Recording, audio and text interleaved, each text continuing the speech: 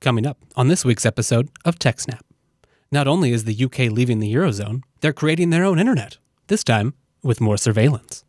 Then, we've got the details of the latest WannaCry wannabe that may be infecting a Windows server near you. Plus, some top tips on how to get recruited by the Israeli NSA. Then, we've got your fantastic feedback, a jam-packed roundup, and so much more on this week's episode of TechSNAP.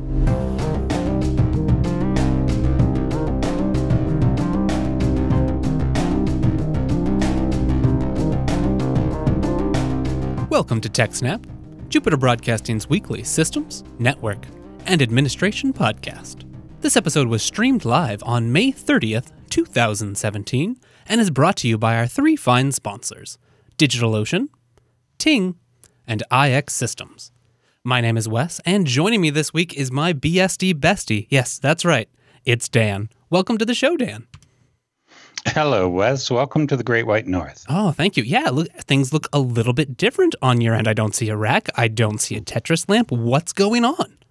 I am broadcasting to you from Ottawa, in between running PGCon last week and BSDCan next week. Boy, you must be a busy beaver up there. This is my childhood home. I'm staying at my parents' place. Oh, that's awesome. That must be nice. You get to do some organizing and, visit the folks. Yes, I do. Great. Anything else new for you? How was PGCon? PGCon was very good. It was wonderful. The charity auction raised $501. Nice. So that should be an easily attainable goal for BSDCan's charity auction. Totally. Basically we sell silly stuff. I sold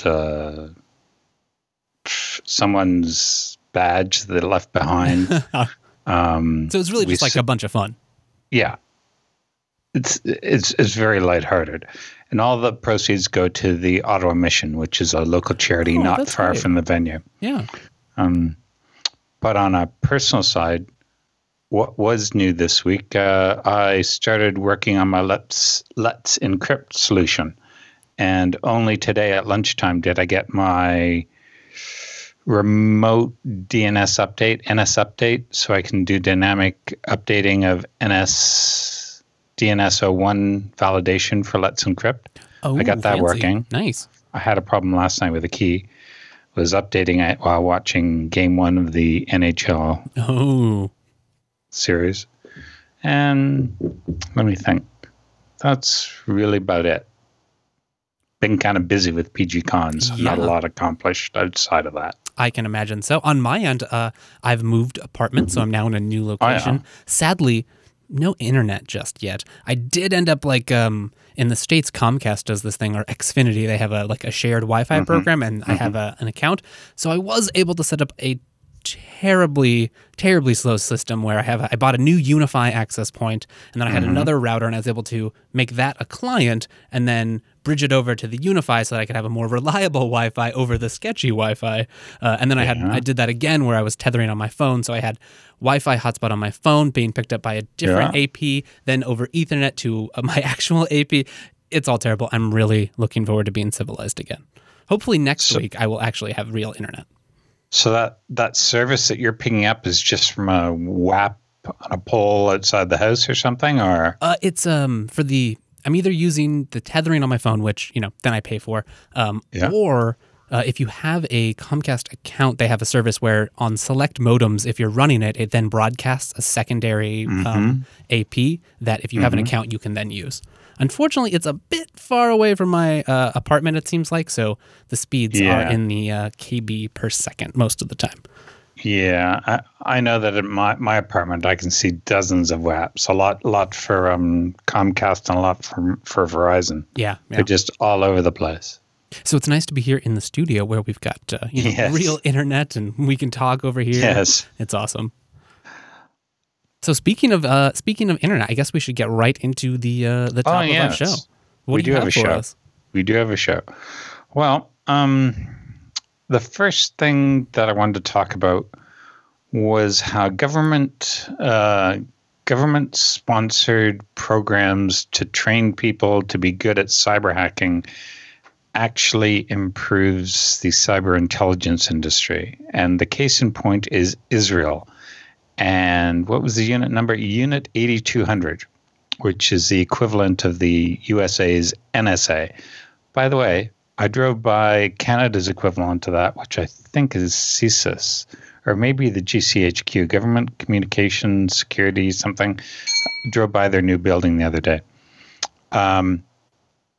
And what Israel is doing to focus on national security is it's been creating fertile grounds for many former members of its famed intelligence agency to take their cyber sleuthing and anti-hacking skills to the private sector.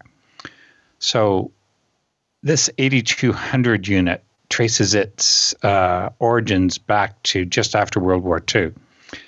And what this one unit happens to do is it's a teammate, for example. 8200, Unit 8200, people basically get recruited, they start working there, and then they go out into the real world and start creating companies, which then contribute to the intelligence community. Now, by intelligence community, I don't mean secret intelligence. I mean cyber intelligence, as in places that are trying to improve things for all of us. Now, an example of that is Team 8, which is an Israeli company, which was founded by veterans from the intelligence agency, and it's part think tank, part incubator, and part venture creation foundry. Now, it develops cybersecurity startups from the ground up, and prior to co-founding Team 8, Zafir was the chief of Unit 8200. That's this Team 8 company that we're talking about. So how, if you're a newbie and you want to start working for these guys, how do you wind up in Unit 8200? Right. Well, that's easy. You just be good and you stand out. So potential candidates, basically, they start by identifying talent in Israel as early as high school. So candidates are screened based on grades and recommendations from their schools. Potential candidates are taken for a half-day experience at a separate location where they take tests and engage in simulations of various kinds. I want to know what they're doing. I really do. They don't say. But basically, the tests are there to gauge the candidate's ability to learn new things very quickly, which is basically what you have to do when you're responding to cyber attacks. Now, the next stage includes an interview as well as more simulations. And at the end of it, there are different skill sets and professions within the unit. And based on the tests and simulations, the majority of people do not pass. But they couldn't specify the exact nature of the operations that the unit carries out. But the Financial Times said that the unit winds up snooping on various people living in the West Bank or in naval and air blockades in the Gaza Strip. But they also said that the unit was a collaboration between the U.S. and Israel that took out Iranian centrifuges spinning to purify uranium. Iranian centrifuges purifying uranium. Now, that was Stuxnet, wasn't it? Operation Stuxnet? Yes, I believe so. And that, if you haven't read anything about that, you really have to look into it because... Or possibly watch old episodes of this program. Yes, it did get covered. And the fascinating thing that I learned about that is the easiest way to kill a centrifuge is you spin it up really quickly and then you slow it down and then you spin it up and you slow it down. I know that whole thing was fascinating just from the especially in our industry and the days of virtualization and containers. It's rare that you end up interfacing with real hardware, and so seeing this kind of software explicitly designed to break things in the real world is fascinating. Yep, I know.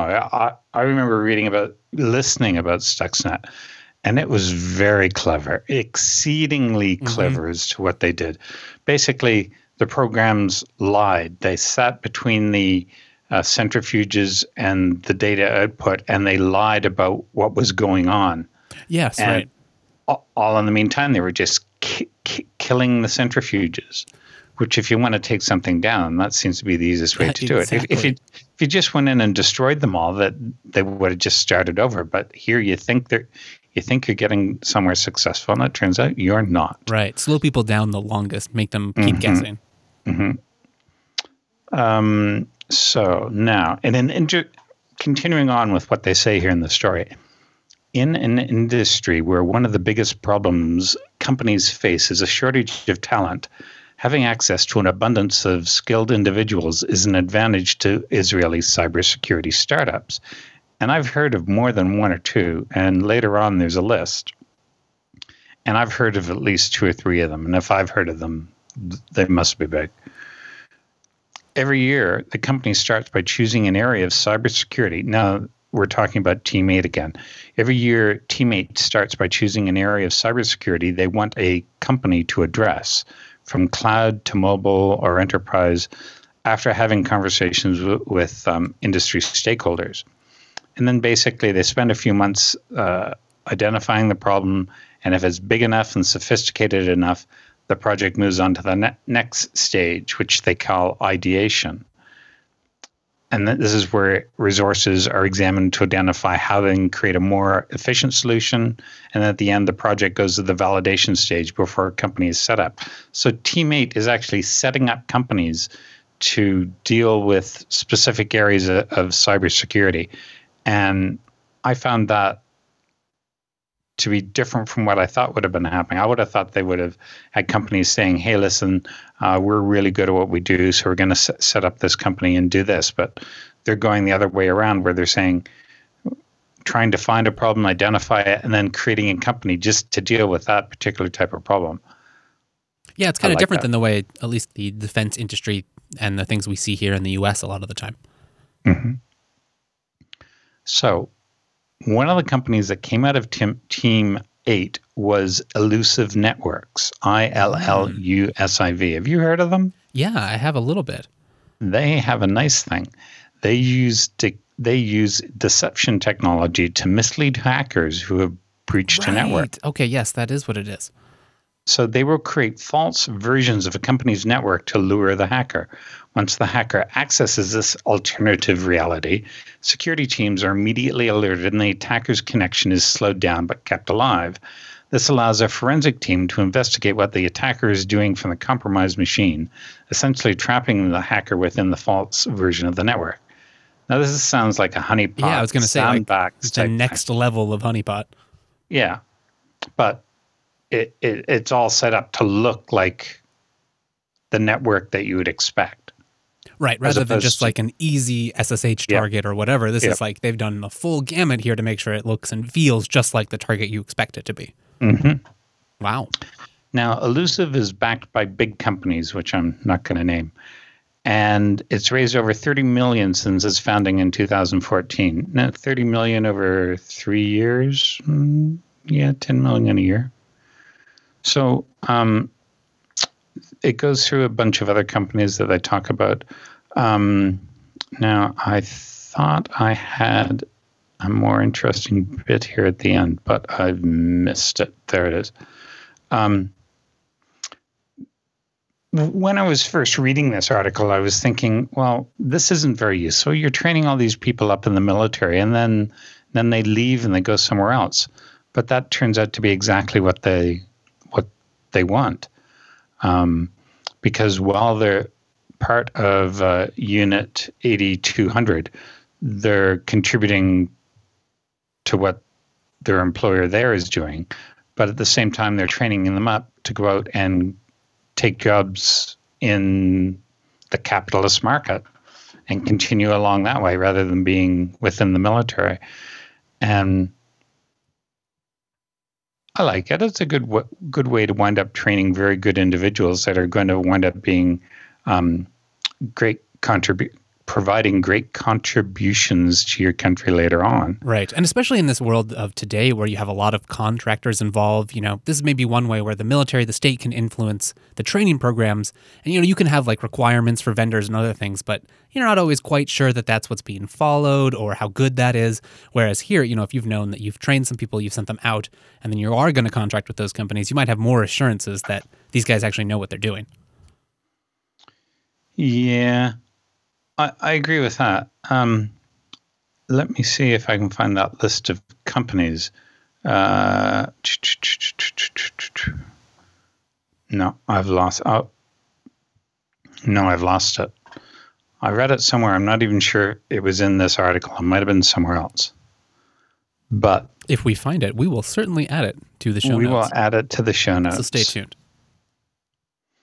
Now, one thing that I was reading about Unit 8200 when I was on Wikipedia is it was founded in 1952 using primitive surplus American military equipment.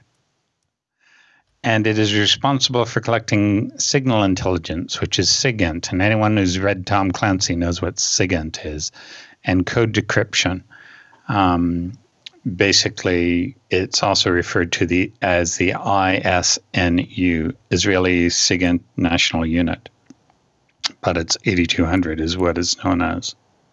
Anyway, that's enough of that. This is kind of fascinating. Did you have more you wanted to talk about Unit 8200? No, not on this one, no. Okay, well, great. I thought this was a fascinating find. It was something I didn't pick up on this story until I saw it in the show notes. So good on you for finding it. And it's a really interesting kind of insight into this world of, secret government operations that we don't really see that much of. I'm not sure who provided this to us, whether it came internally or someone sent it in. It didn't come through feedback. I know that. It might have been one of us that found it. So one thing about this story that really stood out to me was just, the level of training, how they're finding people early, they're finding people with these kinds of skills. And so if you're thinking about, about yourself or about your kids or other things, you're thinking like, how can I, what are ways I can help them get these kinds of skills? That leads us right to our first sponsor tonight. That's our friends over at DigitalOcean. If you're worried, you want your kids to become cybersecurity experts. You're interested in cybersecurity, but you don't want to mess up the computers in your house, or you want to be able to set up some honeypots or other systems, obviously lawful, of course. Go check out DigitalOcean. They're cloud computing designed for developers, designed for creatives, designed for hackers, designed for anyone who has a new project. You want to spin it up super quick, under 55 seconds. Bang, you can get a new VPS, spin it up, destroy it, whatever you need. DigitalOcean is there to make it easy. So go head over to TechSNAP, or just DigitalOcean.com. You don't even need our name, but you can use our promo code, SNAPOcean. That will get you started with a $10 credit, and prices over DigitalOcean, they start at just $5 a month. What do you get for that $5 a month? Well, you get 512 MB of memory, 1 core processor, 20 gigs of SSD disk, and a whopping 1 terabyte of transfer. Now, what can you do with this? Pretty much whatever you want. That's the amazing thing. They use full, real KVM virtualization, right? So this isn't some OpenVZ thing. It isn't a container. You get a real kernel. You get real hardware abstractions. You can run whatever operating system you want. They've got a bunch of, supported ones out of the box. They've got Fedora, FreeBSD, Ubuntu, pretty much all the standard operating systems that you might want. If you want to go beyond that, there's great tutorials out there for running OpenBSD, running Arch, all those kinds of things. They make it just so easy. And you get all the premium features you expect from a cloud service provider, right? So you get things like monitoring. You get things like load balancing. You get private networking. If you've got 2 droplets in the same data center, yeah, you don't pay for that networking. It's so easy. Plus, they've got backups. They've got expandable storage. Still SSDs. Yeah, DigitalOcean was one of the first people on that SSD bandwagon. That's why it's all SSDs at DigitalOcean. Plus the pricing, you have monthly here, sure. So, like that $20 a month one, that's a sweet spot for me. 2 gigs memory, 2 core processor, 40 gigs of disk, and 3 terabytes of transfer. There's a ton you can do with that. Whether you just need to compile a new kernel, you want to download a bunch of stuff with their super fast internet and then slowly sync it to your slow home connection, or, maybe you just need something hourly. Flip that switch right there. You can see their hourly prices, and that makes it seem like such a steal. For 3 cents an hour, you can have a rig of your dreams, or, just keep scrolling over here. It gets better and better. They've also started introducing high CPU droplets. So if you've got something, you're doing a bunch of transcoding or other, big data workflows where you really need to do some number crunching, something a CPU can do for you, DigitalOcean is the place to be. Plus, one of our favorite things over here about DigitalOcean is their community section. Head on over to the DigitalOcean community. There you'll find a number of awesome guides. How to add a Prometheus dashboard to Grafana, and Introduction to Configuration Management, how to use the official DigitalOcean command line client. All of these are great reasons why DigitalOcean is a wonderful place to get started. Not only do you have an instantly spun up VPS you can play with, destroy, test out a new software, install whatever you need, you also have tons of great guides. They've got a team of awesome professional editors taking the community's contributions and turning them into some of the best documentation on the internet. So head on over to DigitalOcean.com, use our promo code SNAPOcean, get started, and become a cybersecurity expert in no time. And thank you to the DigitalOcean for sponsoring the TechSNAP program. All right, with that, I guess that takes us on to our next story today. A story, I gotta say, it kind of scares me. What's going on here? It sounds to me like they're overreacting and wanting to surveil everyone and basically control the internet in order to allegedly catch and monitor terrorists. But it's not going to work because it just doesn't work. You by surveilling everyone, you've got so much information, you can't do anything with it. So basically, Theresa May, if I'm correct, she's the Prime Minister of Britain at the moment. She wants to introduce huge regulations that will change the way the internet works, allowing the government to decide what is said online. So basically, I don't know how much the Independent is distorting the actual manifesto that's come out, but that's basically what the headline reads. So this manifesto comes out soon after the Investigatory Powers Act came into law.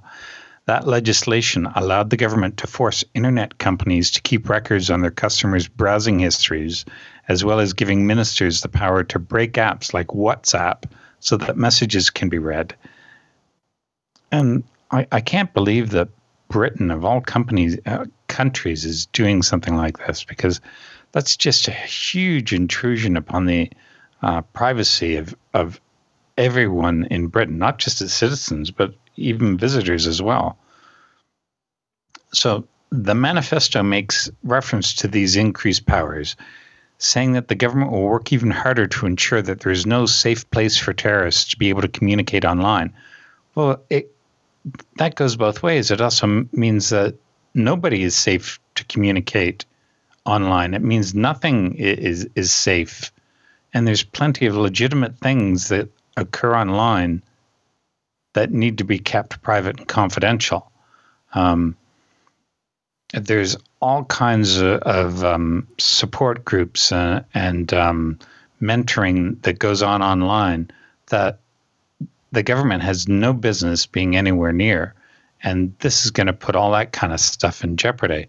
No one with, say, for example, an addiction of some kind is going to be seeking help online in what are usually anonymous forums if the government's going to be monitoring it. So jumping back to the safe place, no safe place for terrorists to be able to communicate online. It goes on to say that is apparently a reference in part to its work to encourage technology companies to build backdoors into their encrypted messaging services, which gives the government the ability to read terrorist messages, but also weakens security of everyone else's messages, technology companies are warned. And that's exactly spot on. If you're putting backdoors in something, it's backdoors for everyone. And the politicians should be aware of this. They should be aware that if the public's communications are backdoored, your communications are going to be backdoored as well.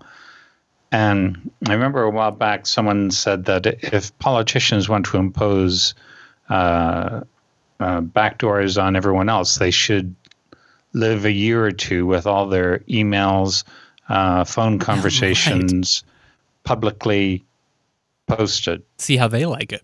See how they like it. If they're willing to go through that for a year, and they won't. No, certainly not. Anyway, back to this. Yes. So the laws would also force technology companies to delete anything that a person posted when they were under 18. Why? Why delete everything that you posted before you were 18? Seems ridiculous. In harnessing the digital revolution, this is what the just a second, I want to make sure. In harnessing the digital revolution, we must take steps to protect the vulnerable and give people confidence to use the internet without fear of abuse, criminality, or exposure to horrific content. The manifesto claims in a section called "The Safest Place to Be Online." So basically, this manifesto says we're the ones that know what's safe and what you should and should not see. Sounds like censorship to me. If they're deciding what can be online and not online. So the manifesto also proposes that internet companies will have to pay a levy, like the one currently paid by gambling firms. Just like with gambling, that money will be used to pay for advertising schemes to tell all people about the dangers of the internet, in particular being used to support awareness and preventative activity to counter internet harms, according to the manifesto. Now, this sounds... Does the word nanny state mean anything to anyone? Right, yeah, exactly.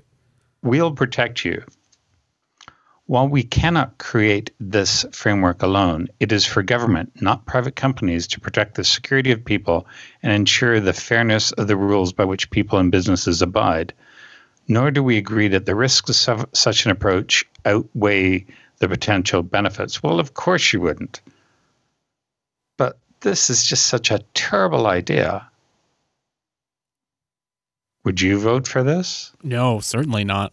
Yeah, I mean, it's just kind of it's kind of crazy, and it makes you think that, you know, the people proposing this legislation don't really understand the free speech angles and the community and the history of the internet and the kind of discourse and the kind of access that we've come to expect from that and how much value that really adds. And the price of being in a free society. I mean, especially now. I mean, there's just been this terrible attack in Manchester and all that. So I understand that there's a lot of pressure here.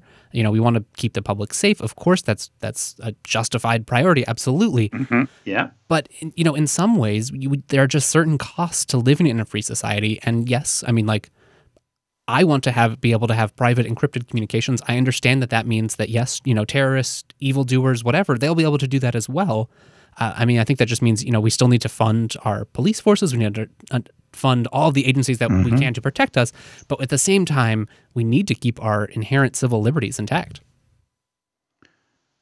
Just because all the terrorists are using car bombs, they're not bombing cars. They're not banning we're not cars. going to ban cars. We're not banning cell phones. We're not banning, clock radios, any of those things. So it doesn't make sense really to ban the open internet, at least in my view.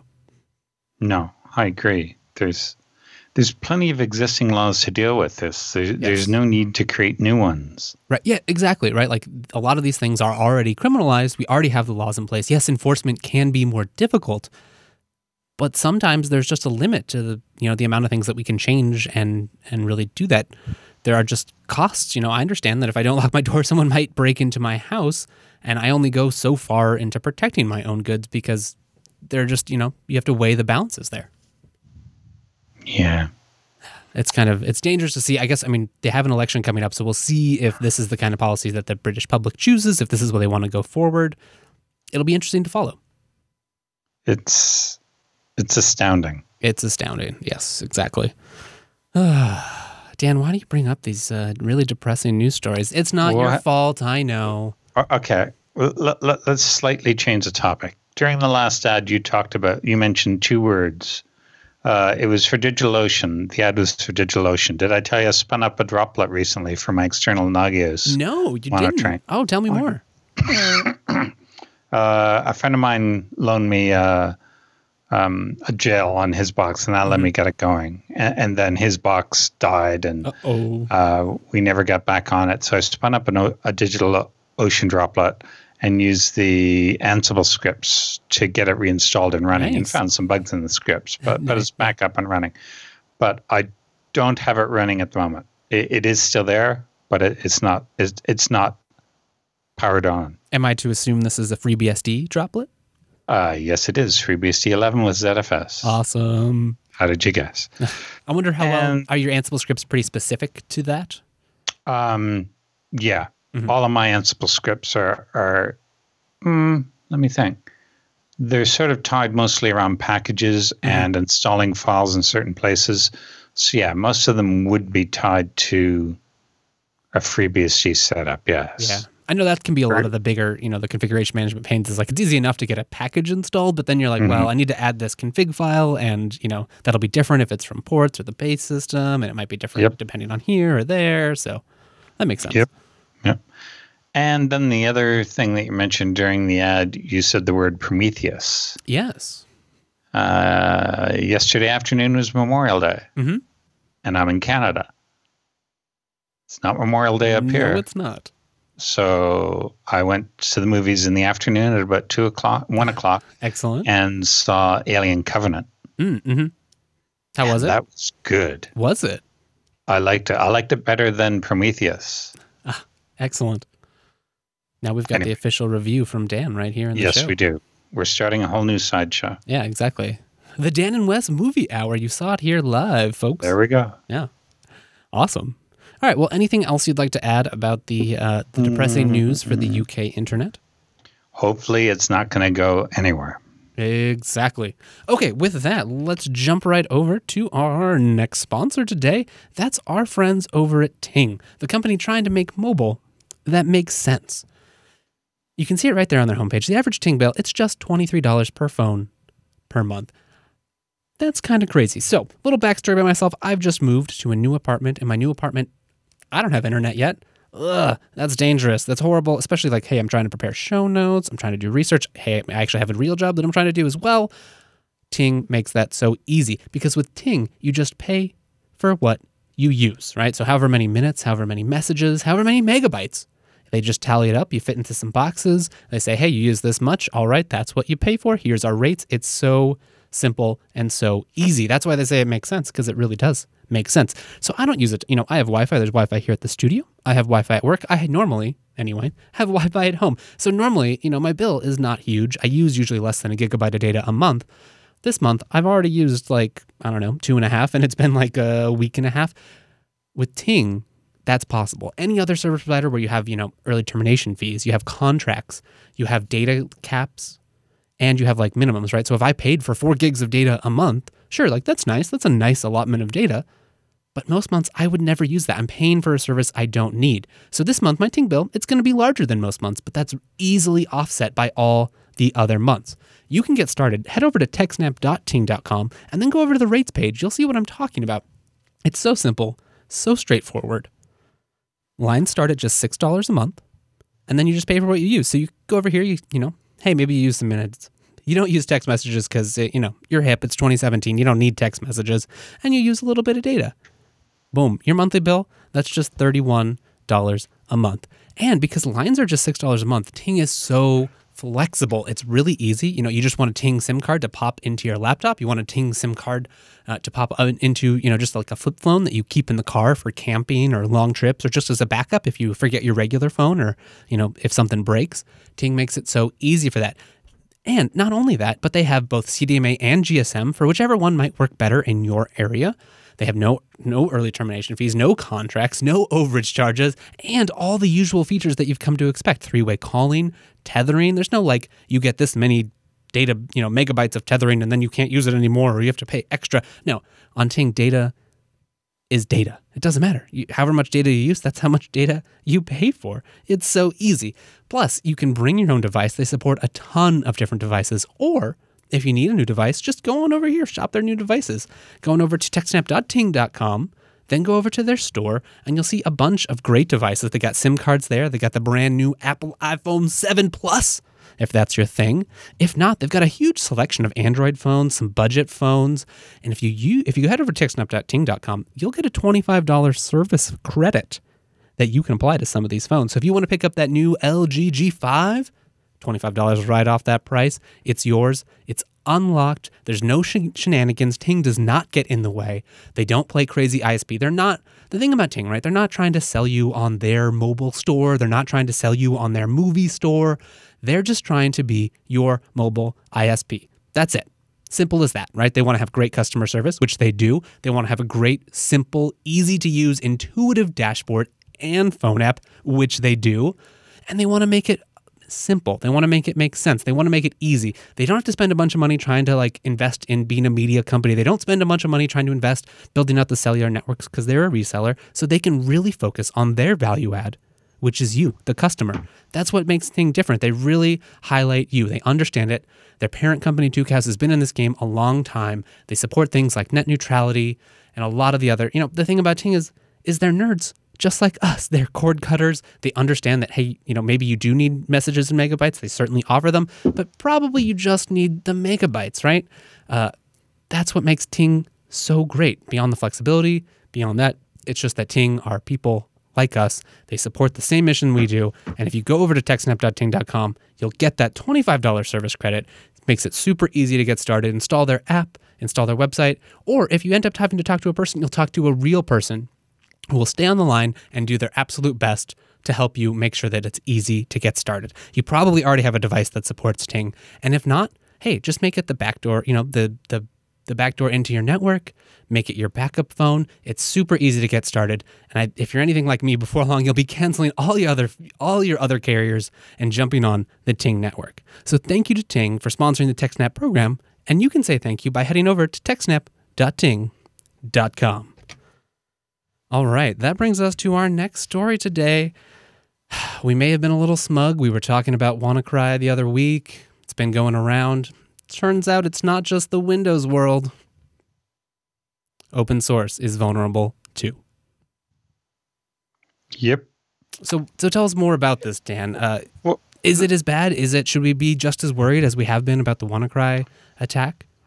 Well, the WannaCry attack went in through the SMB port, right? Because Windows, so it seems that, if I recall correctly, Samba is based exactly on the Windows SMB.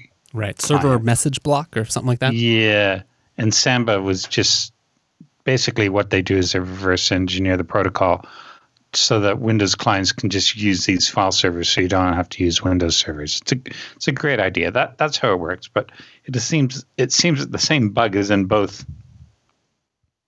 Well, it's spreading by SMB. Did this actually infect Samba, or are they just talking about SMB? I didn't get the impression it was Samba. I know that we started making sure that all our Samba stuff was up to date. Did I miss something in the news? I know it's an SMB worm. Oh, I see. I was looking at the wrong article here. Yes, you're right. Which this is absolutely about SMB, but there also was a Samba attack that affected the open source Samba implementation. Where are we? Are we at? Show me. I will find that. You keep talking about this, and I will add it to keep going about this. Yeah, exactly. Okay. So we'll cover two things here. So this original post was on Slashdot, and if you're ever on Slashdot, do not read the comments. You'll lose your mind. So it starts off by saying researchers have detected a new worm that is spreading via SMB, but unlike the worm component of the WannaCry ransomware, this one is using 7 NSA tools instead of 2. So what's that? 3.5 times more power from the NSA? Thank you. Whoa. So this one's named Eternal Rocks, not Internal Rocks, Eternal Rocks. The worm seems to be in a phase where it is infecting victims and building its botnet, but not delivering any payload. Now, I think it was last week that we talked about how WannaCry could have been worse. And one of the things that we talked about is it infects, but it doesn't do anything. So it infects silently and then just sits there, which means when it starts to do something, you don't have much time because it's attacking all the machines at once, all at the same time. So for starters, this one uses a delayed installation process that waits 24 hours before completing the install as a way to evade sandbox environments, which means if you're a researcher, you want to see what this thing does. You put it in a sandbox, see what happens. If nothing happens after 24 hours, sometimes some impatient people give up. Further, the worm uses the exact same file names as WannaCry in an attempt to fool researchers of its true origin. So basically what it's doing is it's trying to say, hey, listen, I'm just the same old thing you've always seen, but it's not. It's different. So this may have been a reason why the worm evaded researchers almost all week, despite all the attention that WannaCry payloads have received. So some researchers didn't look close enough, but it was different. Last but not least, the worm does not have a kill switch domain like WannaCry did, which means the worm can't be stopped unless the author desires so. Because of the way it was designed, it is trivial for the worm's owner to deliver any type of malware to any of the infected computers. Unfortunately, because of the way he used double pulsar implant, one of the 7 NASA hacking tools, other attackers can hijack this botnet, something that's already infected, and deliver their own malware as well. Basically, there's a whole lot of stuff available in a GitHub repo if you want to learn more. Now, if we go to the original article where they're talking about this, I just want to run over some of the differences on this. And if you want it, it'll be in the show notes. The worm, named Eternal Rocks, is based on worm executable properties found in one sample, works by using 6 SMB-centric NSA tools to infect a computer with SMB ports exposed online. These are Eternal Blue, Eternal Champion, Eternal Romance, and Eternal Synergy, which are SMB exploits used to compromise vulnerable computers, while SMB Touch and Architouch are 2 NSA tools used for SMB reconnaissance operations. So, once the worm is get in, it then installs double pulsar to propagate to new machines. Now, we talked about last week, how could WannaCry be worse? Well, as a worm, someone must have been listening to us. I hope not. As a worm, Eternal Rocks is far less dangerous than WannaCry's worm component, as it does not deliver any malicious content. This, however, does not mean that the Eternal Rocks is less complex. Actually, it's the opposite. And then during the first stage, they say it downloads the Tor client and beacons its command and control server located on a .onion domain in the dark web. Only after a predefined period of time, which is 24 hours, does the CNC server respond. The role of this long delay is probably to bypass sandbox security testing environments and security researchers who are analyzing the worm, as very few will wait a full day, but some did. Now, Eternal Rocks then goes into the second stage, and it downloads a second stage malware component in the form of an archive named shadowbrokers.zip. That sounds familiar, doesn't it? The name of this file is pretty self-explanatory, as it contains the NSA SMB-centric exploits leaked by the Shadow Brokers group in April of this year. The worm then starts a rapid IP scanning process and attempts to connect to random IP addresses. It could pose a serious threat to computers with vulnerable SMB ports exposed to the internet, basically because there is no kill switch and because it can download any malware that the author wishes to send to it. And the worm's author has not taken any measures to protect the double pulsar implant, which runs in a default unprotected state, meaning other threat actors could use it as a backdoor to machines infected by the Eternal Rocks. Because sometimes malware will infect a machine, patch the machine so that no one else can infect it, and then it's theirs. It also means that if the malware somehow stops working or something, you can't reinfect it, but it stops someone else from reinfecting. So they go on to say there are multiple actors scanning for computers running older and unpatched versions of the SMB services. System administrators have already taken notice and started patching vulnerable PCs or disabling the old SMB v1 protocol, slowly reducing the number of vulnerable machines that Eternal Rocks can infect. Nonetheless, the faster system administrators patch their systems, the better. The worm is racing with admins to infect machines before they patch. Once infected, he can weaponize anytime he wants, no matter the late patch. What? That doesn't make sense. Once infected, he can weaponize anytime he wants, no matter, even if you do wind up patching. I wonder if that would be true. Yeah, once you're infected, even if it is patched, the code's still on your box. You're going to be in trouble. So now, I don't know if it's if it's in this one. Yes, we're going to go in the feedback. There's something about an overlooked defense against all of this, and we'll get to that after the next ad. But this should be interesting. Yeah, definitely. Okay, so I guess just to touch on what I was talking about mistakenly there. So there's also been so as we're talking about, this is SMB, server message block, which is a Microsoft protocol. There's an open source implementation known as Samba, and it was just discovered that there's also a vulnerability in that. So there's a 7-year-old Samba flaw that lets hackers access thousands of Linux PCs remotely. And it wouldn't have to just be Linux, of course. It could be anything that's using Samba. So a 7-year-old critical remote code execution vulnerability has been discovered in the Samba networking software that could allow a remote attacker to take control of an affected Linux or Unix machine.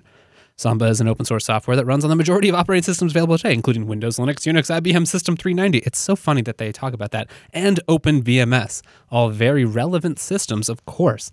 Samba allows non-Windows operating systems like GNU/Linux or Mac OS X to share network, shared folders. That's usually the most common reason why you'd be running Samba on a Linux or Unix system. So the newly discovered remote code execution vulnerability, CVE 2017-7494, affects all versions newer than Samba 3.5.0, which was released on March 1st, 2010. All versions of Samba from 3.5.0 onwards are vulnerable, allowing a malicious client to upload a shared library to a writable share and then cause the server to load and execute it. So it really is, a code execution vulnerability. It's been talked about as a Linux version of Eternal Blue. So what's the date on this article? The date on this article is Wednesday, May 24th, 2017. Wow. I didn't hear anything about it. Yeah, we talked a little bit about it on today's Linux Unplugged, so maybe this is something we can cover in more depth next week. Yes, I hope so. Yeah. So it's already been bundled up into a Metasploit module. So if you want to test it, it's pretty easy. They've also got this article, which I'll add to the show notes here. They've also got some tips for how to disable it if you need to. So the maintainers of Samba have already patched the issue in the newest versions 4.6.4, 4.5.10, 4.4.14, and are urging those using a vulnerable version of Samba to install the patch as soon as possible.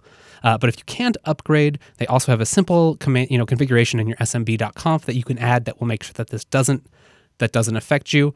Now it may limit some of your interrupt with Windows systems or break some of the functionality you're using, but heck, that's a lot better than being exploited. At least in my view. So as always, patch your S. Indeed. Yeah. So you can go check this out. I think, as in a lot of times, if you're on a distro, it's really easy to upgrade. Just follow your, do your regular updates.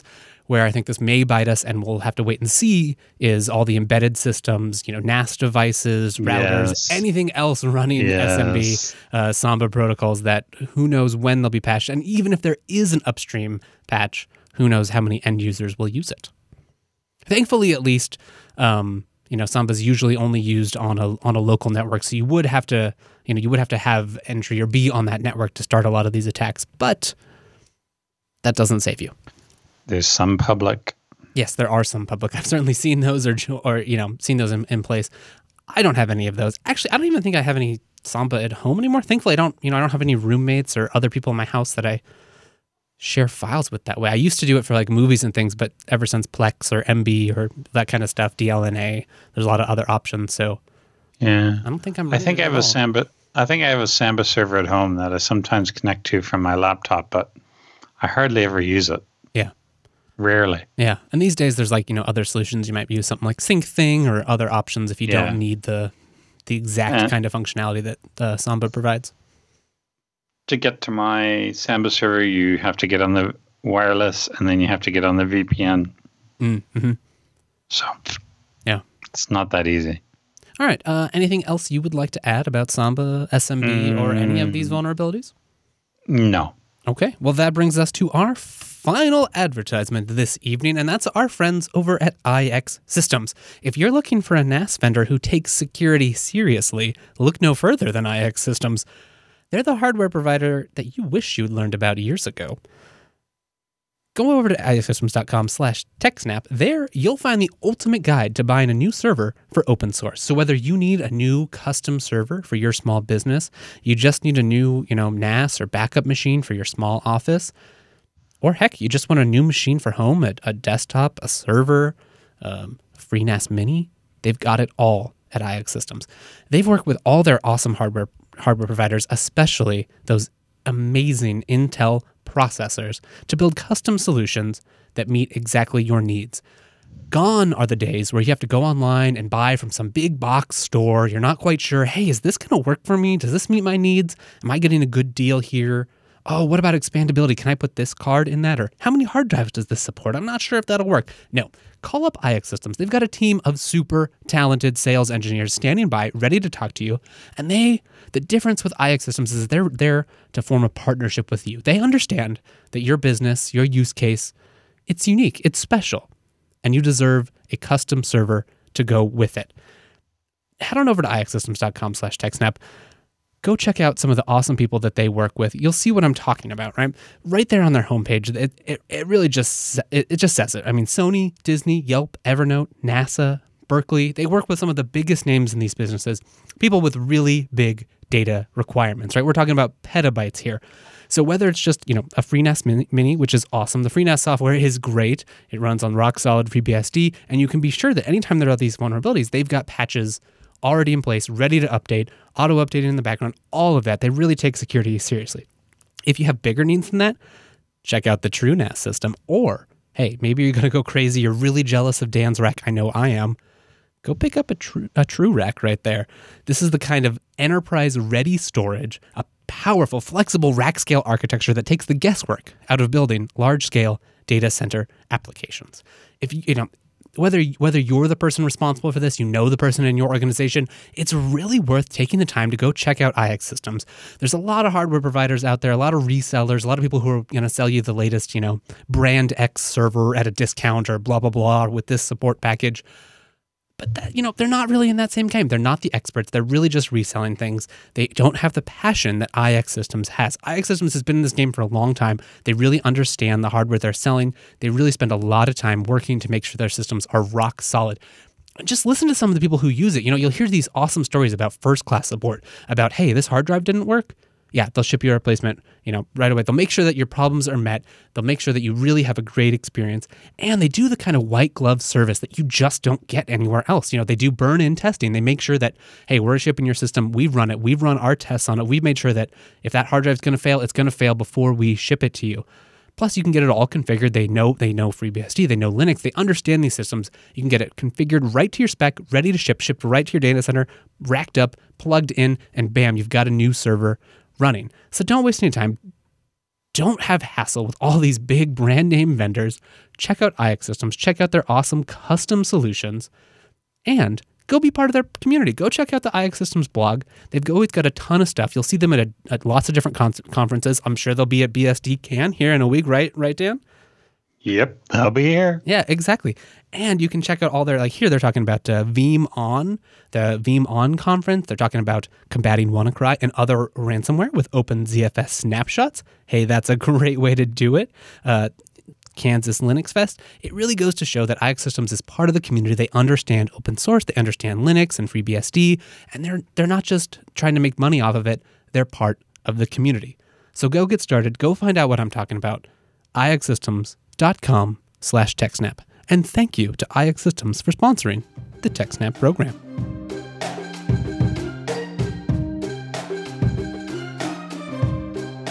And that brings us to this week's feedback segment, the time in the show where we take time to hear from you, our wonderful audience. But first this week, Dan's got a little something to say. So, Dan, you were telling me a little bit about, we talk about Ting here on the show, and you had a little bit of personal experience, or possibly in the future? No, not quite. Excuse me. A guy I know, Peter Losher, he used to be at BSDCan a lot more. He's now working for ISC, I think. He's the guy that I saw was on T-Mobile, and he's the guy that, talking with him, it's how I made the jump from AT&T to T-Mobile. And I'm happy with T-Mobile, especially with the tethering that I get off the phone and the decent package I get up here in Canada while I'm here. But he has since gone to Ting. And he recently mentioned that Ting now has been validated for Apple voicemail and something. It was one of the things that held me back from considering going on to Ting. But you might also recall a couple of weeks ago I mentioned that I got a Wi-Fi hotspot from the Calix. Yes, I do. And I've been jealous of it ever since. Well, I haven't really gotten to use it in anger yet because shortly after I got it, I came up here. But what it is it's just a little hotspot that you carry around with you, and it puts out a Wi-Fi signal, and then it connects through to LTE. So it got me thinking that if I used no data on my phone, and my phone connected to that all the time, and always did Wi-Fi over that, I could drop my data on Ting to 0 and just use the Calix all the time, which is now a fixed cost for the next year anyway, because I've paid for it for the coming year. So now I'm seriously considering at converting over to Ting and just using the Sprint network instead of the T-Mobile network. And I don't know how much difference there is between the two. Someone will tell me. Someone will write in and tell us. Did you know the quickest way to find the answer on the internet? Yes, I do. Just make sure that you've said something wrong, and you'll get corrected almost instantaneously. That's it. Some people say it may even violate the laws of physics, but I'm not so sure about that. So what you do is you create yourself 2 accounts. 1 account, ask a question. 2nd account, give the wrong answer. Oh, that's amazing. And then you'll get the right answer very quickly. These are your TechSNAP troll tips. Okay, well, that's enough of that. I say let's just jump right into our feedback segment as regularly scheduled. So, first up, we've got a letter from Michael Horowitz. Michael writes to us about WannaCry, an overlooked defense. There are 3 defenses against WannaCry, and whatever other malware is looking to exploit the Windows flaw in SMB version 1. But people are only talking about 2 of them. Install the patch or remove/disable SMB v1. However, the Windows firewall also protects against LAN-side attack. And he points us to his blog article right here. Awesome. Thank you, Michael. I have not checked this out, but we'll definitely make sure it's in the show notes. We can go check that out right here. Here he's talking about defensive computing. The Windows firewall is the overlooked defense against WannaCry and idlecuz. I don't know if I've said that correctly, but I tried. What did you think about this, Dan? Yep. This makes sense. And yes, you should have things firewalled off that you're not using. And you definitely shouldn't be reachable from the internet on your Samba server. There are very small use cases, very few use cases for you having Samba on the internet, and this is not one of them. So, yeah, this is a good idea, but patch. If everyone who was unpatched had this thing firewalled off, they wouldn't have been infected. So, yes, defense in depth, patch, firewall, authenticate, do all those things. Yeah. It's really what you should be doing anyway. Exactly, right? As we talk about a number of times on this show and the past show, is that a lot of these exploits end up relying on multiple failures. It's not it's not just one thing happening. It's that that failed and they were able to get local system access, and then they have an exploit to get to root, and then they can take over your system or whatever. So defense in depth really is key here. So thank you, Michael, for writing in. I think that's a great blog post, and our viewers should go become readers of his. Mm-hmm. Awesome. Okay, so up next, we've got a letter from Clifford. Clifford writes to us about some feedback on why no autofill for password managers. Hey guys, on episode 319, a listener asked about reasons not to use autofill. I figured I'd offer up the following concrete example. When I was involved in penetration testing, one of the first things we would do on a full graph assignment after getting a toehold into a network was force all web traffic through our own transparent proxy. With this, we could inject extra bits of JavaScript code that would auto-submit form data in the background without user interaction. In the good old days, we could force downgrade HTTPS connections to weak ciphers or just drop HTTPS altogether. Combine that with hidden iframes and pop-unders to automatically open the top 50 banking websites, top 100 social media sites, etc., and we'd snarf up usernames, passwords for just about every user who had autofill turned on. The booty was even sweeter when we got into networks that forced clients to install a campus CA into the host's root store. Oh, yeah, that's always trouble. We could mint certs on the fly for just about any site and not have to worry about downgrading the connection.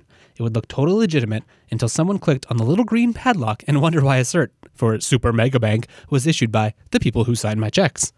Just my 2 pence. Love the show. Keep up the good work. Awesome. Thank you for the feedback, Clifford. And yeah, I mean, I think this does kind of touch on some of those things. There's various security mechanisms in place, with these password managers so that you have to, maybe you have to interact with the plugin or other things. But as always, the easier it is, the more convenience you have, then just almost by necessity, the more at risk you are.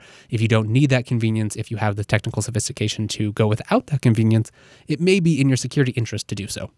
What do you think, Dan? I agree. Don't autofill. Don't be doing this.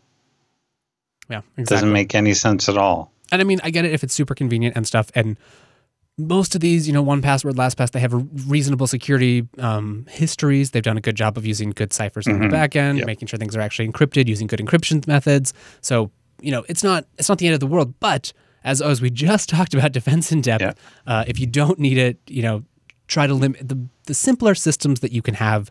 The easier they understand, the easier your threat model is to understand, and you'll be better off.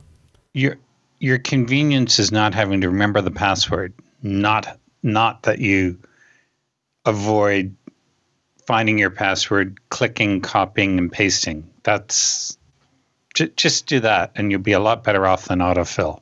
Yeah. Way better off. Exactly. Hey, and that touches on our next piece of feedback right here. Lewis writes in about the same topic, browser autofill exploit. Hello, Dan and Wes. Hello, Louis. Or Louise. I think that's actually what it is. Last or previous episode, Dan mentioned he didn't like the autofill in the browser. I found this link, and I guess you would appreciate this information. Probably nothing new to you. Love the show. Louise. Okay, let's take a look here at what he's got for us. It looks like he's got something over at techexplore.com. Let's pop that open.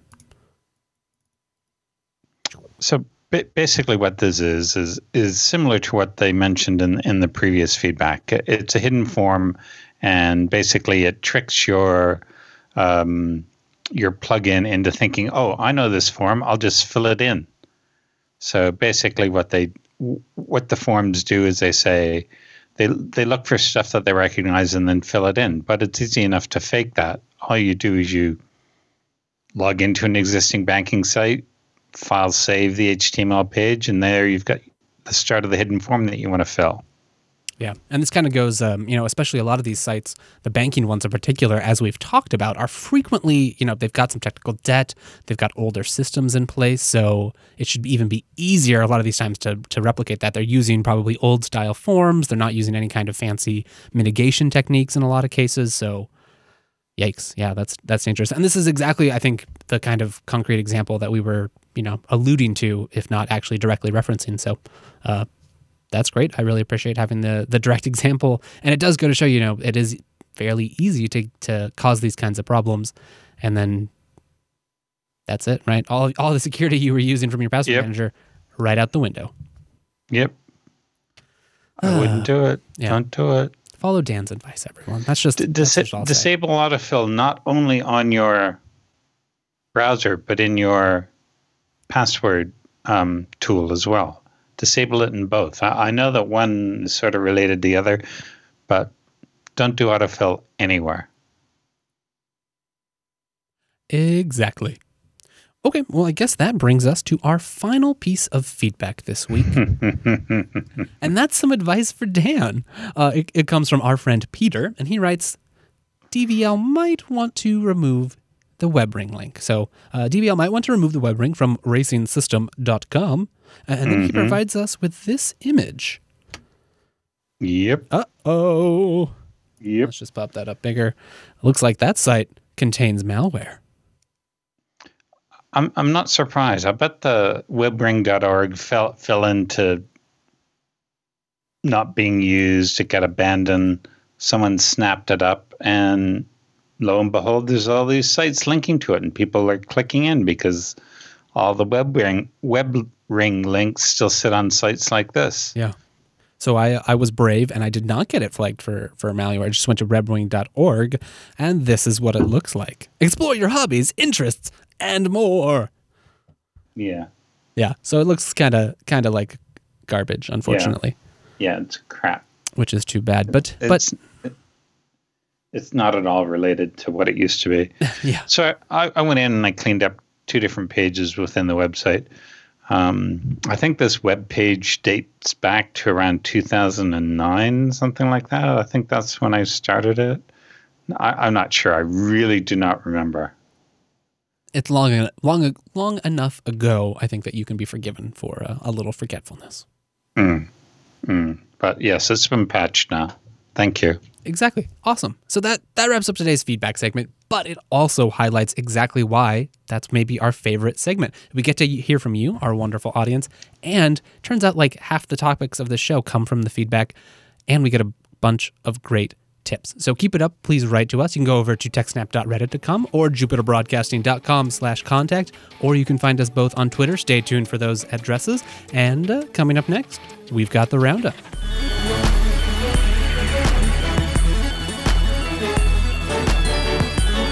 And that brings us to the final segment of today's show. That's right. It's everyone's favorite. It's the roundup. What do you have for us this week, Dan?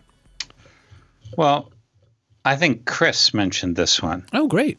He put this in the internal channel, and it was a Chris or a Rikai. Sorry if I got that wrong, but they basically said, is this the new normal, where you see Windows XP update coming, and you're wondering, oh, is there more Shadow Broker stuff coming? You don't think, oh, what are they patched? You're wondering, is there more horrible stuff that the NSA created, which is now out in the wild? But that's what this post basically talks about, because it says right here, a security issue has been identified that could allow an unauthenticated local attacker to compromise your system and gain control over it. Just what everybody needs on a Friday. Exactly. Yikes. Yeah. I mean, yeah, it's hard to not, now after all that's happened this past couple of years, that's kind of exactly what you think when you see news like that. You're like, okay, well, where did this come from? And it's almost certainly been stockpiled. And what's the fallout going to be? Well, I remember we said it. We said it on air. We said it when the FBI was demanding that Apple create a tool that would break in. I'm sorry, that was one of the posts that we had. Upcoming links. Did you hear it? Yes, I did. Yep. Whoa, that was horrible. Snuck right in there. I thought it was you at first. Yeah, me too. I was like, okay, what's happening? What have I done? Yeah. What have I done? Okay, I hate autoplay. Why are you autoplaying? Autoplay is the worst. So, where was I? Yes, I remember when the FBI was trying to encourage Apple to build a tool that would help it break into Apple's, and they refused to. And we said at the time, if you create a tool like this, it's going to get out in the open. And look, the NSA, arguably one of the most secretive organizations in the world, they couldn't retain all their secret tools of mass destruction in there. It got out. You can't keep anything secret like that for any length of time. So if you're just asking for trouble once you create something like that, it's going to fall into the wrong hands as opposed to just your hands. Right, exactly. That's what we see over and over again is, once you've made it, it's really like a Pandora's box, and that box gets opened, and you have no more control over what it gets used for.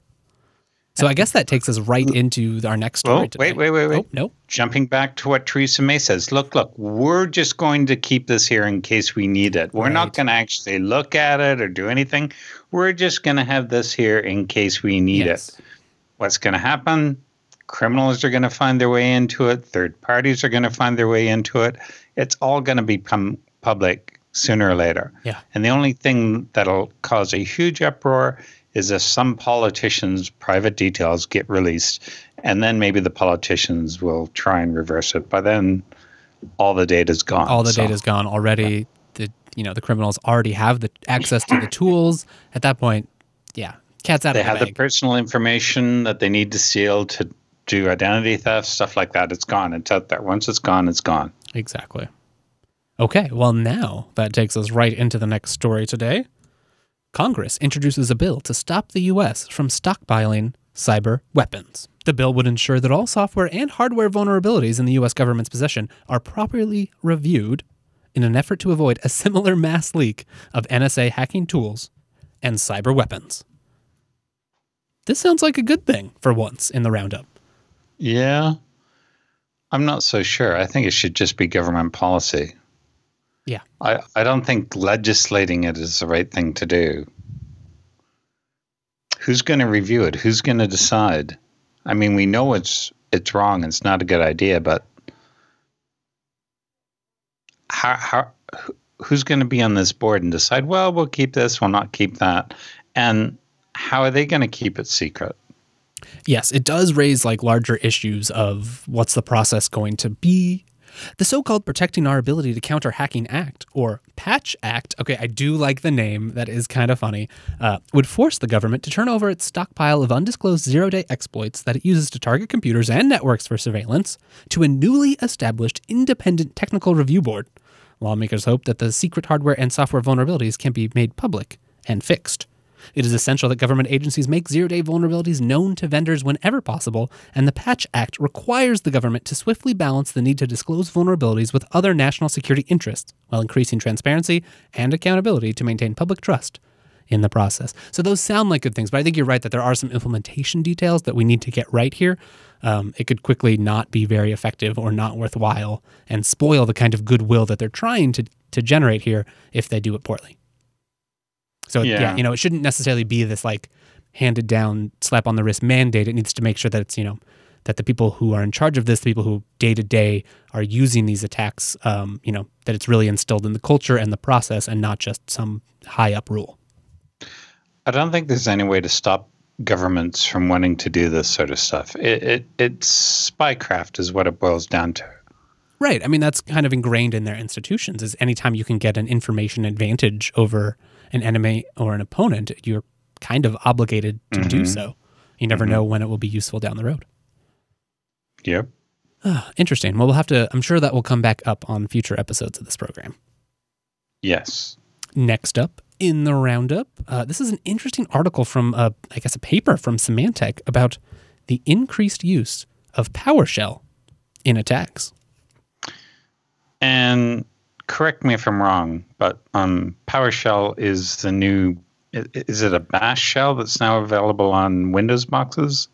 No, it's kind of actually the reverse. It's a Windows shell that's now somewhat open source and runs, and you may be able to run it on Linux, or at least it supports it. It interfaces with the .NET runtime, which is now open source. So PowerShell is the newer shell on Windows. It's not like the old, command prompt.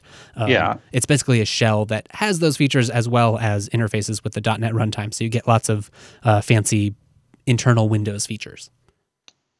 So it is a new shell, but it's not like Bash or anything. Correct.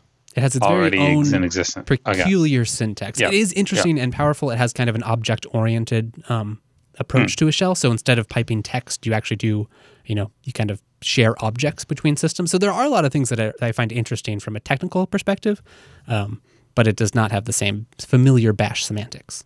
What I'm wondering is why they, if you take a long enough period, of course it's increased because people have only started using it and it's installed, so they're going to use it.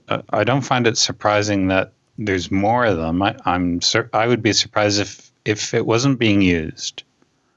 Shell scripting is a very powerful language. Right. Yeah, exactly. As they talk about here, PowerShell is installed by default on Windows computers and leaves few traces for analysis. And organizations often don't enable monitoring or extended logging on their computers, making these PowerShell threats harder to detect. And I mean, I think PowerShell is also pretty powerful, you might say, in that you can do, it really has, to its credit, it's done a lot to increase the automation of Windows, I think, because there's a lot of features that you used to only be able to do through a GUI that now PowerShell can actually do. But the flip side of that is that now you can control all those, once you've got, malicious access, you can toggle all those switches as well. Command line rules, it really does. Exactly, yes. The command line rules, that's where you get real work done. Take note, kiddies. All right, up to our next article today. Chipotle says most of its restaurants were infected with credit card stealing malware. Uh-oh. Wow. I mean, that's scary. I'm trying to think of some kind of a pun. Burritos or something. I can't think of one, but Bang suggests something with burritos or something like that about this. But this was interesting. What I find interesting here is that they're saying that the details are out. They actually have a website that you can go to. And what I find interesting about this website is when you go there, you can say, okay, I've been to this store. I know I've been to this store. And they'll tell you the time at which that store was infected.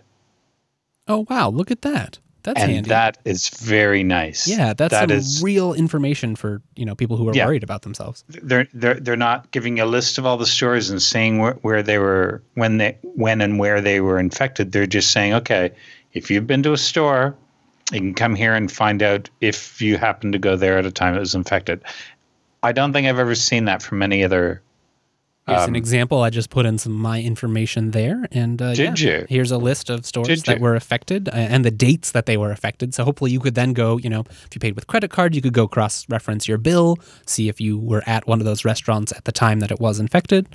212 Westlake Avenue. I think that is the one near me. Thankfully, I have not been there for quite some time, so I think I should be safe. But I'm going to go check anyway. Yeah, it's wonderful. I'm sure I've not been to Chipotle at all this year, so it's wonderful. Yeah, but it's wonderful that they're doing this sort of what do you call it? This type of disclosure. Yeah, it really is, responsible disclosure. A lot of companies, I'm sure it's very embarrassing. You feel bad. You don't want your customers to be turned away or no longer visit your store. But I think this is kind of this is the mature move where you're saying, yes, maybe it will make some customers turn away. But I think, for informed consumers, people who are thinking in the long game, yes, I'm actually more encouraged to go there because I know if they do have a breach, they will actually be responsible and disclose that information to me. Now, not all locations have been identified, but it's a starting point. And I'd recommend everyone to put a security a freeze on your credit. Yes. What is it? Credit score? Freeze your credit score. It doesn't cost much to do it. And it means that if anyone tries to take out a credit card or something, yes, they can't get what do they call it? Credit check, credit score? Yeah. It really prevents a lot of those, small things that people can do instead of like doing a bunch of checks on your credit or trying to take out additional cards in your name. Without lifting the freeze, they won't be able to do that. It is, it is something you have to be aware of. If you do that, especially if you're going to be moving or applying for a loan or other things, you will have to lift those freezes. But I think it's one of the small measures you can take that is well worth it. I've done that recently. Yeah, I did that recently, and it was a bit of an inconvenience. It is, yeah. But the companies that make these credit checks are used to doing this and used to encountering a frozen account. And they just said, hey, listen, can you do this? Get back to us. Let us know when it's unfrozen. Yeah. And I did. The biggest thing I think in my experience is make sure once you do it, they usually give you like a PIN code or a security code so that you can undo it. Make sure you write that down, store it securely, get it backed up, because otherwise it can be a big pain trying to go through the hoops to get it unlocked if you don't have that. Put it in your password manager. Exactly. See how this just comes full circle? I guess full circle indeed. We're up to our final roundup story this week. Yes, we are. Comcast tries to censor pro-net neutrality website calling for the investigation of fake FCC comments potentially funded by the cable lobby. So, Fight for the Future received a cease and desist order from Comcast attorneys for our site ComCastroTurf. Now, some background here. ComCastroTurf refers to AstroTurf, and astroturfing is sort of the opposite of grassroots. You hear the term grassroots revolution or a grassroots movement and stuff like that. And it refers to people, ordinary people banding together and deciding that they want to do something, that they want to change something. Well, AstroTurf is a pun on that, or a pun? Yeah, a pun or irony, basically, where it's not individuals. It's some corporation or actor behind it that decides to pretend that something is grassroots. And so ComCastroTurf, they're taking Fight for the Future has decided that there are so many FCC submissions which were fake. We talked about that in the last episode or the previous episode. I cannot remember which. One of those two. One of those two. And basically you can see the graph of how all the fake submissions looked. So anyway. Yeah, it's kind of ironic that if net neutrality, there's no reason for them to do this. What they're trying to say here is that it's cease and desist because it violates Comcast's natural intellectual property. No, it doesn't. This is called satire, and satire is perfectly within the realms. What did they actually say? I say it's satire, but I think they said, no, I don't see it. Companies like Comcast have a long history of funding shady astroturfing operations like the one we are trying to expose with ComCastroTurf.com, and also a long history of engaging in censorship. This is a perfect example of why we need bright line net neutrality rules that protect our free speech, and why we can't just trust internet service providers to behave when they've abused their power time and time again. So, mind you, they could have just blocked it entirely from all of their networks, but they didn't. Yeah, they could have. They could have. They definitely could have. They didn't. Yeah. They filed a cease and desist order, which is the proper way to do this. Yeah. But no, they don't have a hope because nothing here is trying to appear like it's Comcast. ComCastroTurf is a very interesting pun. Yes, it is. And perhaps there would have been less trouble if it was a less of a play on words type name that wasn't so similar to Comcast. I can see where they might have some like trademark issues, but yeah, it really does seem to be fair use and fair public discussion of this issue. It'll be interesting to see what happens here. Maybe we can follow up on a future show. Yeah. Looking briefly at the page, nothing mentions Comcast at all on there. Right. And it's certainly not trying to pretend that it is Comcast, that it competes with Comcast or provides any of the similar services. Yeah. Oh, they do mention Comcast. If companies like Comcast are funding this type of, there's no allegation. It just says if they are funding it. So, yeah, okay. Interesting. Yeah. Awesome. All right. Well, anything else you would like to add before we wrap up today's show? Make sure elected representatives know that you're against, let them know your position on net neutrality. Exactly. Help democracy work, everyone. Awesome. All right. Well, that wraps up today's roundup, and that wraps up today's show. This has been episode 321 of the TechSNAP program. It was streamed live on May 30th, 2017. If you'd like to find more of us, you can head over to jupiterbroadcasting.com. There you'll find the show's archives, you'll find a contact form, and a calendar that'll tell us when we're live. It's a lot of fun to come join us live. You can hang out in the IRC room or just watch the live stream. If you'd like to talk with us more, there's the contact page, as I mentioned, or techsnap.reddit.com, and you can find both of us on the Twitterverse. I'm at Wes Payne, and he is at TechSnap_Dan. Thank you very much for joining us here, and we look forward to seeing you on the next episode, so make sure you come back and patch your shit. Patch away. Bye.